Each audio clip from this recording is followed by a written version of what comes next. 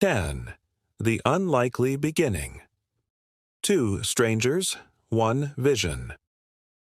In the early 1980s, West Germany was buzzing with disco beats and synth pop, but no one expected a revolution to come from two men so different they could barely stand each other. Dieter Bohlen was a sharp-witted producer from Oldenburg, obsessed with control, studio precision, and commercial success. Thomas Anders, on the other hand, was a young dreamer from Koblenz, polite, romantic, and armed with a smooth, angelic voice that could melt hearts. Their paths crossed in 1983 when Dieter, already writing songs for other artists, heard Anders' demo tape. Something clicked. He didn't just hear a voice, he heard potential. Within months, the two were in the studio recording a track called "You're My Heart, You're My Soul." Nobody expected it to go anywhere. The record label barely promoted it. But then, radio DJs started playing it non-stop, and it exploded. Within weeks, the song was topping charts in Germany. Within months, it swept across Europe, from Poland to Spain, from Scandinavia to the Soviet Union. It wasn't just a hit. It became a cultural phenomenon. That soft synth intro, the romantic lyrics, the instantly memorable melody, all wrapped in the futuristic glow of 1980s production, gave listeners a kind of escape. Even people who didn't speak English could sing every word phonetically. "You're my heart, you're my soul," echoed through discos, car radios, and schoolyards. By 1985, Modern Talking was a household name. Their look, shiny hair, matching suits, and perfectly staged smiles made them icons of the European MTV generation. But behind the smiles, tension was building. Bohlen was the mastermind behind the music, controlling every sound, chord, and decision. Anders, though grateful, often felt sidelined.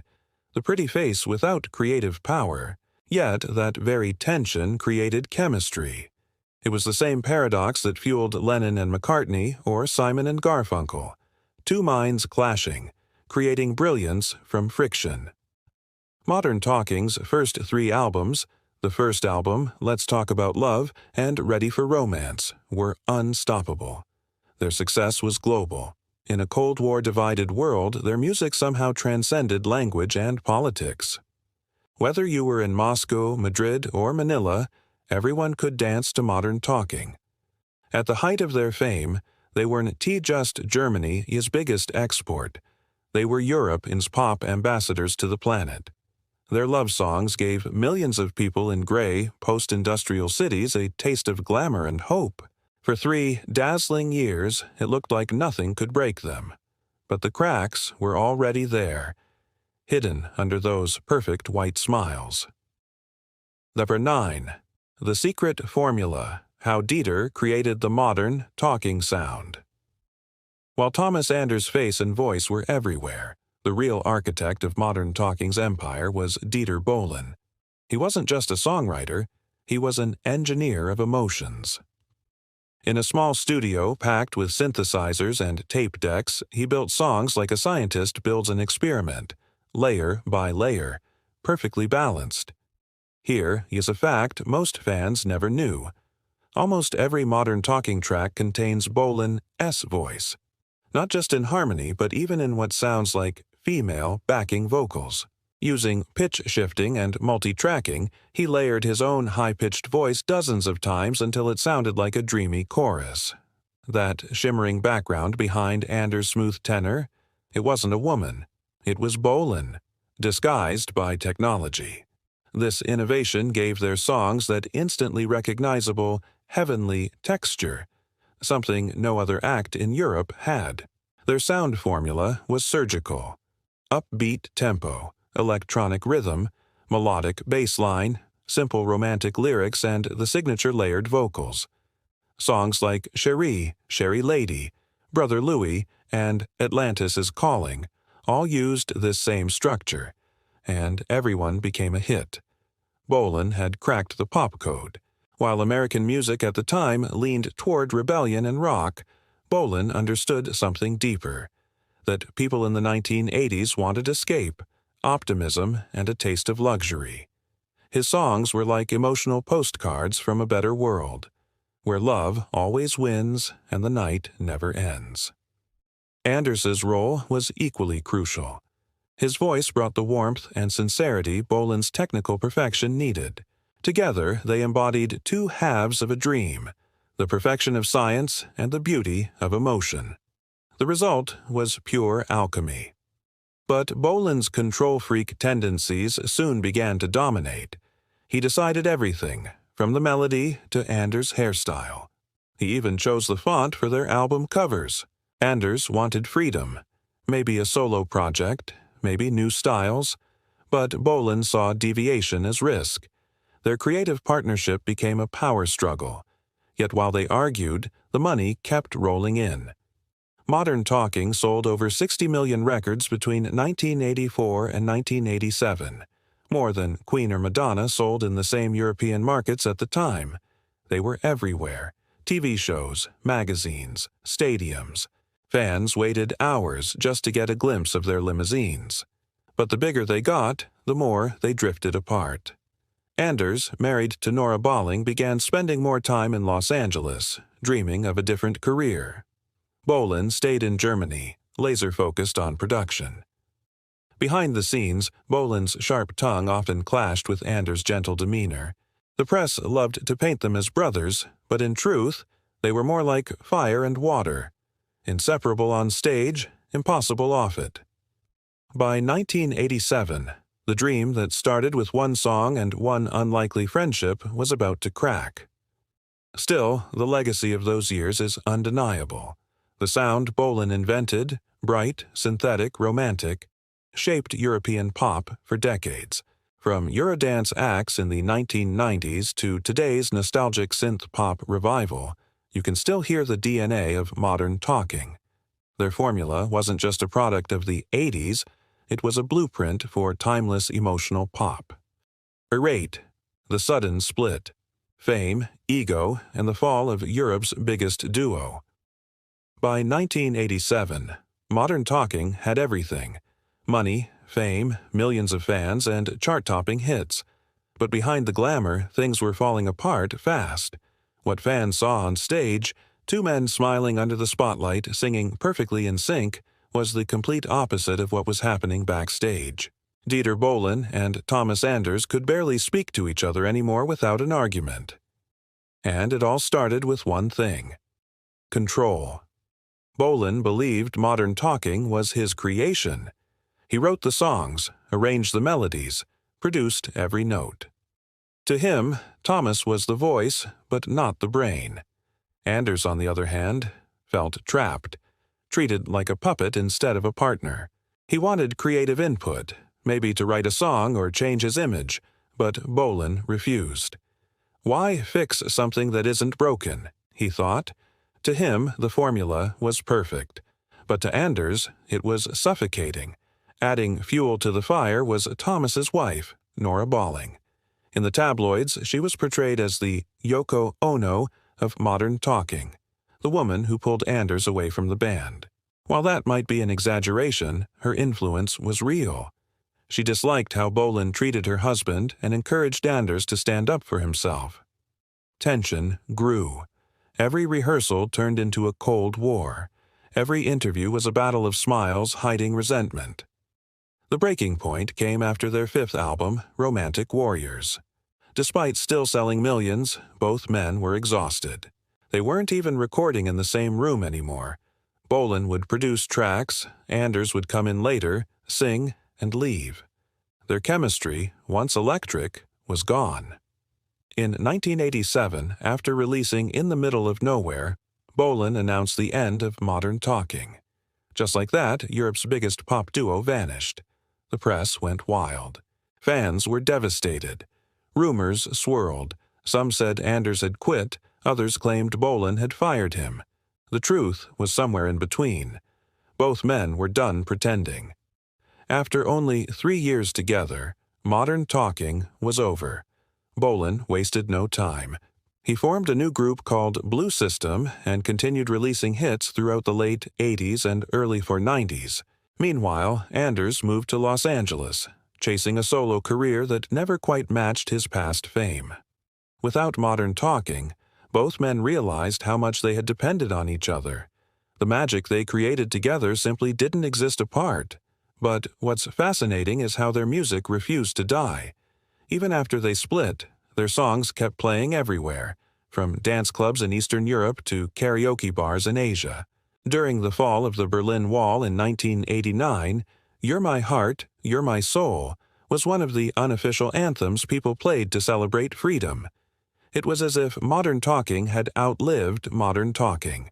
Their split wasn't just the end of a partnership, it marked the end of an era. The 80s were fading, and a new kind of music, grunge, hip-hop, techno, was taking over. But for millions of fans, the sound of Modern Talking remained the soundtrack of First Loves, Summer Nights, and Simpler Dreams. It would take more than a breakup to erase that kind of magic. And yet, destiny wasn't finished with them, because 12 years later something truly unbelievable happened. A comeback no one saw coming. Number 7. The legendary comeback, reuniting after 11 years. It was 1998. The world had changed. The Berlin Wall was gone, CDs had replaced vinyl, and pop music was ruled by boy bands and dance acts. No one expected a duo from the 80s to make headlines again. But when Dieter Bohlen and Thomas Anders stepped onto a stage together after 11 long years, it was like time had never passed. Fans screamed, tears flowed, and suddenly Modern Talking was back. The reunion began quietly. In late 1997, a German TV station invited both men for a one-time performance of You're My Heart, You're My Soul. The nostalgia wave was powerful. The performance went viral, before the internet even existed the way it does now. People called radio stations demanding Modern Talking songs again. Record labels took notice. By early 1998, Bohlen and Anders agreed to reunite, not just for one show, but for an entire new album. The result? Back for Good. And the title couldn't have been more perfect. The album was a mix of remixed classics and brand new songs like You Are Not Alone and Brother Louie 98.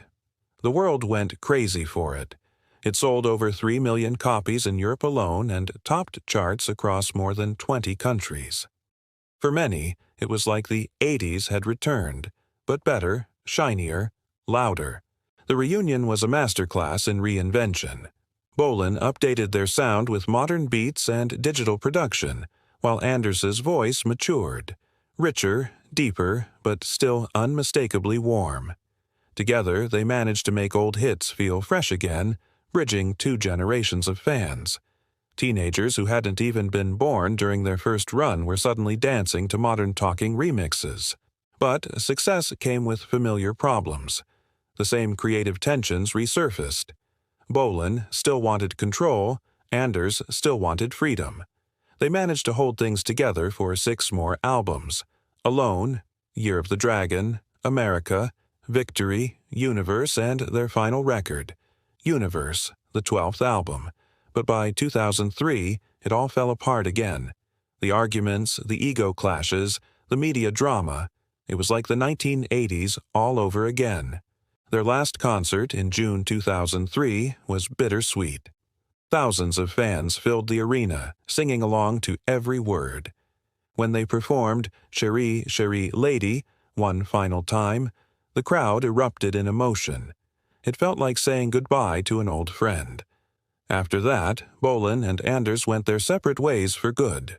Bohlen continued as a TV personality, judge on Deutschland sucht den Superstar, the German version of American Idol, and one of Europe's most successful producers.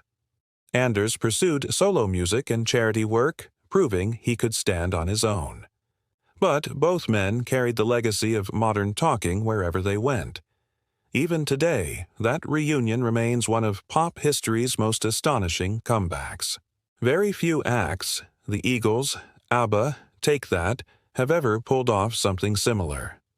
Modern Talking didn't just come back. They reclaimed the world for a second time. Their songs crossed languages, generations, and continents, turning nostalgia into an art form. Because that's the power of good pop music. It never really dies. It just waits for the right moment to return. Number 6. The Global Phenomenon. How Modern Talking Conquered the World. What made modern talking so special wasn't just their music. It was how far that music traveled. Few European acts in history have ever gone as global as they did. Between 1984 and 1987, modern talking became an unstoppable international machine, breaking into charts that most German artists couldn't even dream of. And the craziest part? They did it all without the internet, without massive world tours, and without singing in their native language. Their secret weapon was universal emotion. Their songs weren't political or cultural, they were human. Love, heartbreak, hope, devotion. These were feelings everyone could relate to, whether you lived in Paris or in Manila. And that made their music borderless. Fans in Russia danced to Brother Louie at underground discos. Teenagers in South America practiced their English by singing Chérie, Chérie Lady. In Asia, bootleg cassettes of modern talking sold by the millions. By 1986, they were selling out arenas in Eastern Europe, at a time when crossing the Iron Curtain was nearly impossible.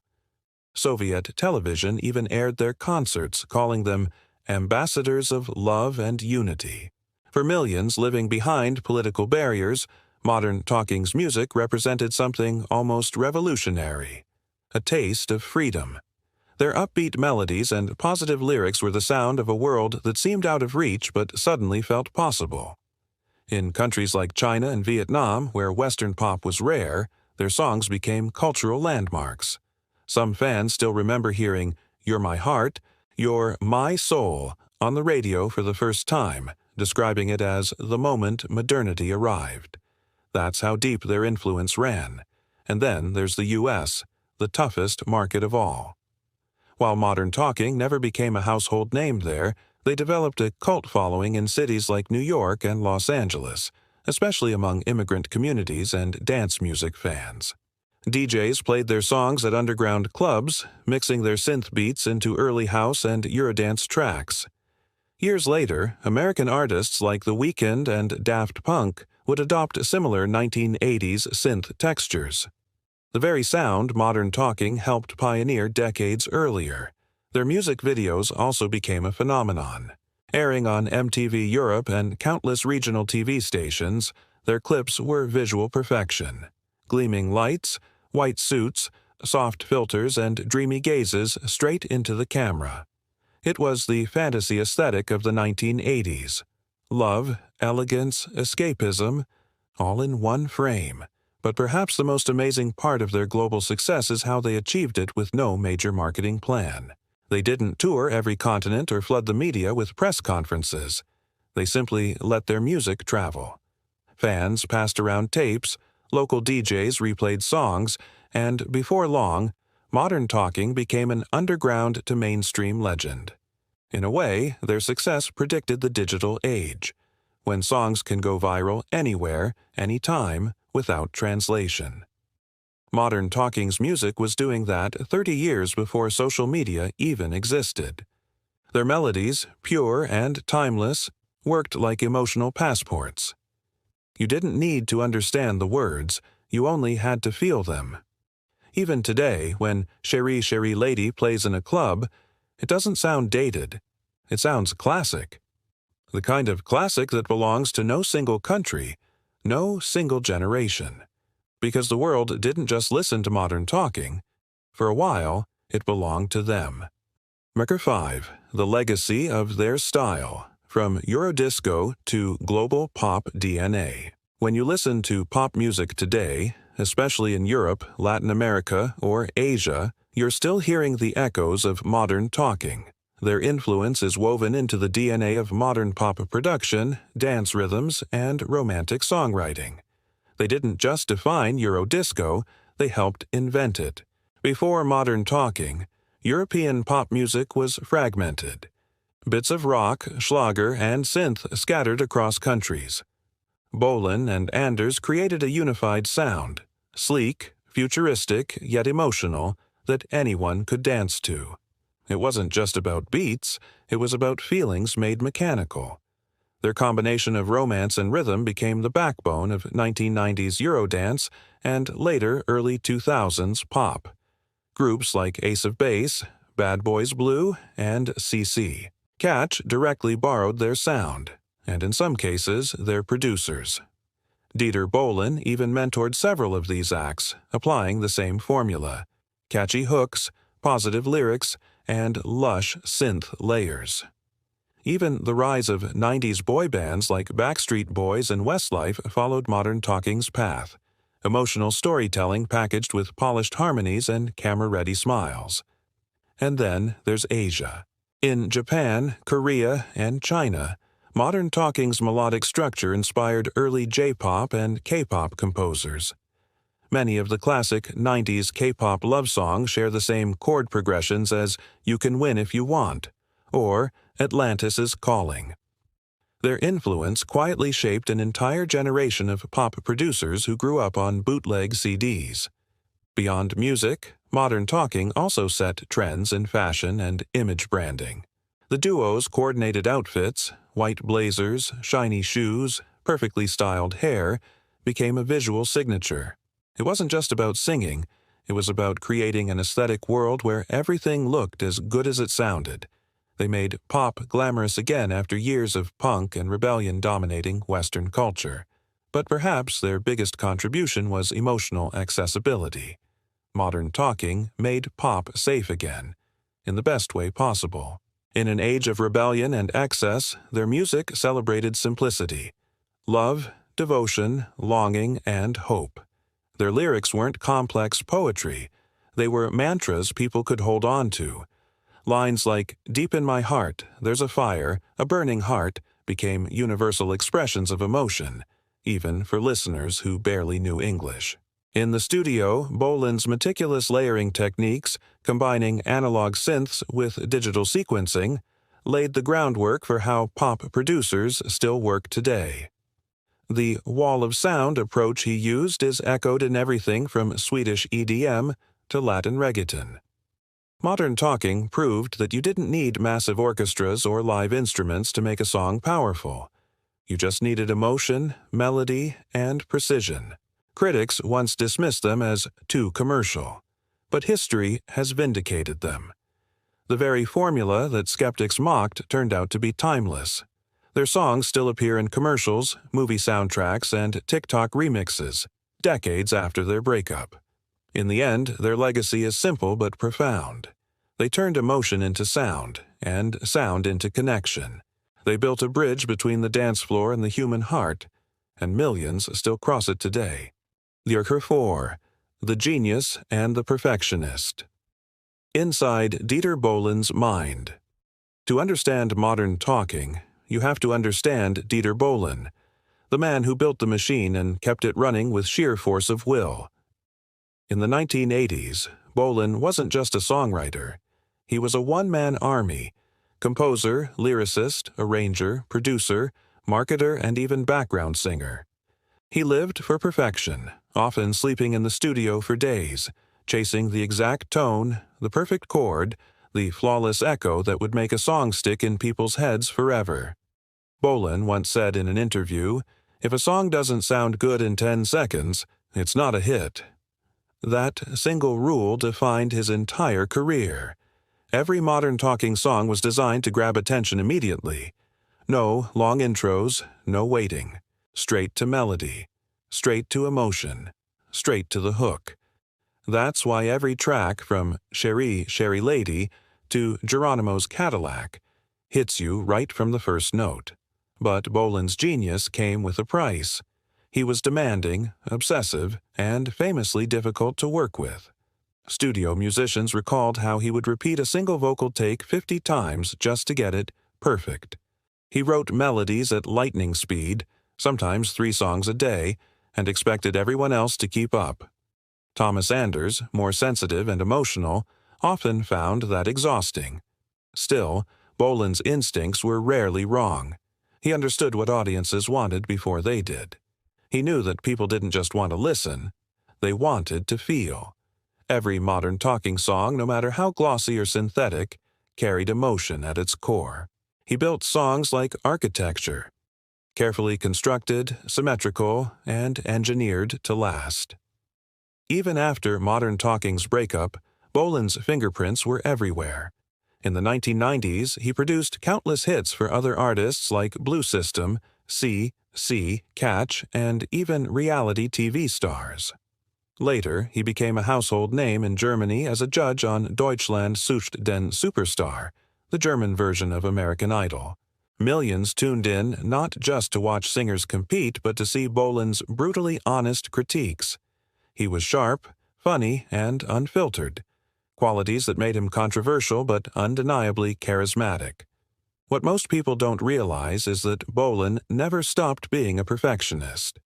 Even in his 60s, he continued producing, mixing, and writing with the same precision that made him famous. To him, modern talking wasn't just a phase. It was proof that discipline and creativity could coexist. He often described himself as a worker, not an artist, but that's exactly what made him great. In a way, Bolan was like the Steve Jobs of pop music, a visionary obsessed with design and user experience. Every sound, every lyric, every photograph had to fit his blueprint. He didn't just create songs, he engineered feelings. And though Thomas Anders provided the soul, Bolan provided the skeleton, the structure that held everything together. To this day, producers across Europe study his arrangements. His synth layering, his chord transitions, his mixing style, all became the foundation of modern pop engineering. Behind every polished pop anthem, you can hear a little bit of Bolan's obsession. He turned 3-minute songs into emotional machines, and that's why modern talking endures. But genius rarely comes without conflict. While Bolan thrived in control, Anders longed for expression, and their clash would become one of the most fascinating creative rivalries in pop history. Number 3. The voice that defined a generation. Thomas Anders' timeless charm. If Dieter Bohlen was the brain of modern talking, then Thomas Anders was the heart. His voice wasn't loud or powerful. It was smooth, romantic, almost hypnotic. That soft, sincere tone turned every lyric into something believable. He didn't just sing love songs, he confessed them. And that's what made millions of listeners, especially women, fall in love with him. Anders started singing professionally at just 15. Before Modern Talking, he recorded several solo singles, but none made an impact. When he teamed up with Bolan, it was like puzzle pieces clicking together. Bolan's melodies needed Anders' warmth, and Anders' voice needed Bolan's structure. Together, they created something that felt effortless, though it was anything but. His image, too, was perfectly calculated. Dark hair, boyish charm, gentle smile. In a decade of wild rock stars and macho icons, Thomas Anders stood out for being soft and elegant. He represented a kind of man who didn't shout his emotions. He whispered them. His look and demeanor became a global trend. Teenagers copied his hairstyle, his scarves, even the way he held a microphone. But behind that composed image, Anders was deeply ambitious. During Modern Talking's first breakup, he tried to reinvent himself as an international solo artist. He recorded English-language albums in Los Angeles, collaborated with American producers, and even experimented with R&B. While those efforts didn't achieve Modern Talking's success, they showed his desire to grow beyond the duo's limits. When Modern Talking reunited in 1998, Anders had changed. He was more confident, more assertive, and no longer the quiet kid from the early days. His voice had matured, deeper, richer, and emotionally more powerful. You can hear the difference in songs like You Are Not Alone and China in Her Eyes. They carried the same spirit as the old hits, but Anders delivered them with experience. Less boyish charm, more soulful depth. Even after the final breakup in 2003, Thomas Anders refused to fade into nostalgia. He built a solo career spanning pop, jazz, and even swing. He performed worldwide, from Moscow to Mexico City, often in front of tens of thousands of fans still chanting modern talking lyrics. But what's remarkable is how humble he remains. In interviews, Anders often speaks about gratitude, how lucky he feels to have been part of something so meaningful to so many. Anders is also known for his philanthropy. He's supported children's charities, cancer research, and humanitarian projects. Unlike many stars from the 1980s, he managed to stay grounded. No scandals, no meltdowns, no tabloid drama. Just a man who loves music and appreciates the fans who gave him everything. In 2011, he even performed a duet with Sandra, another 1980s German pop legend, proving that the magic of that era still lives on. Fans often say that when Anders sings live, it feels like traveling back in time, like the 1980s never ended. Thomas Anders remains one of those rare artists who can make nostalgia feel fresh. His voice bridges generations. Parents who danced to modern talking in the 80s now bring their kids to his concerts. And when he sings, "You're my heart, you're my soul," the crowd still lights up like it's 1984 all over again. He once said, "Music doesn't age, only people do." And maybe that's the secret behind modern talking's eternal appeal. His voice, paired with Bolan's perfectionism, created not just hits but time capsules, moments of emotion preserved forever. Dyrker 2. The Cultural Revival, From Nostalgia to Modern Icon. You'd think a band that ended twice, once in the 80s and again in the early 2000s, would quietly fade into history. But Modern Talking refused to die. Their music didn't just survive. It evolved, resurfacing decade after decade in the most unexpected ways. In fact, if you scroll through TikTok, YouTube Shorts, or Instagram Reels today, you'll probably hear that unmistakable synth line of "Cherry, Cherry Lady," reborn as a viral trend. What's happening now is a cultural revival few 1980s acts ever experience. Modern talking has become cool again. Young listeners, people born long after the duo broke up, are discovering their songs for the first time through remixes, memes, and nostalgic playlists. DJs across Europe and Asia spin Brother Louie in clubs, mixing it with EDM drops and trap beats. Their music, which once defined disco nights for their parents, now fuels late-night dance floors for Gen Z. This resurgence isn't just about nostalgia. It's about recognition. Listeners are realizing how advanced modern talking sound truly was. The polished production, the lush harmonies, the minimalist lyrics, they all feel surprisingly modern in today's hyper-digital world. In many ways, Dieter Bohlen predicted the future of music. Concise, emotional, instantly catchy, and built to live forever online. Their influence is now academic. Music schools in Germany and Sweden teach modern talking S composition techniques, how their chord progressions evoke instant emotion, how their hooks follow mathematical precision, how their rhythm structure mirrors the human heartbeat. Producers from Seoul to Sao Paulo reference them when building pop formulas that balance simplicity with sophistication. Meanwhile, Thomas Anders has embraced this revival wholeheartedly. He tours internationally, performing sold-out shows in Russia, Poland, and South America, where fans still scream every lyric by heart. Entire stadiums echo with "You can win if you want," as if time stopped 30 years ago. Anders often laughs about it in interviews, saying, "We wanted to make music that made people happy. I guess happiness doesn't have to expire."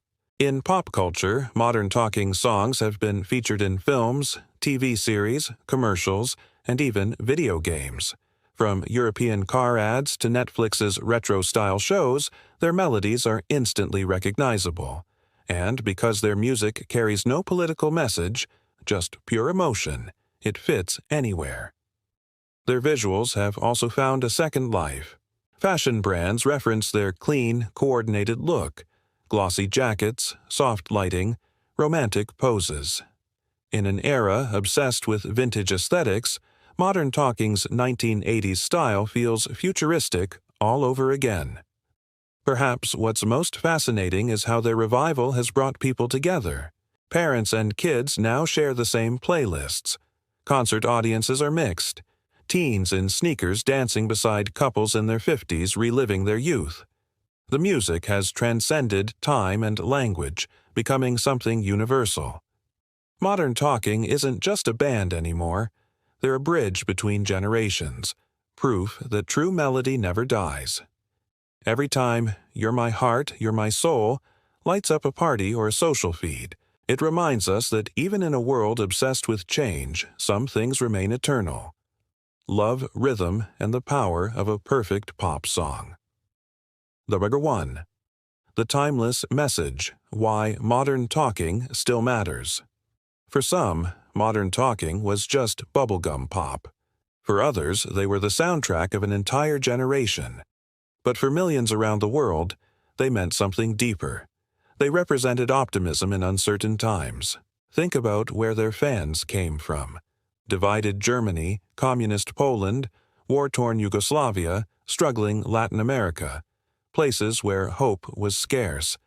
And yet, here was this music, full of light and joy, telling people, you can win if you want.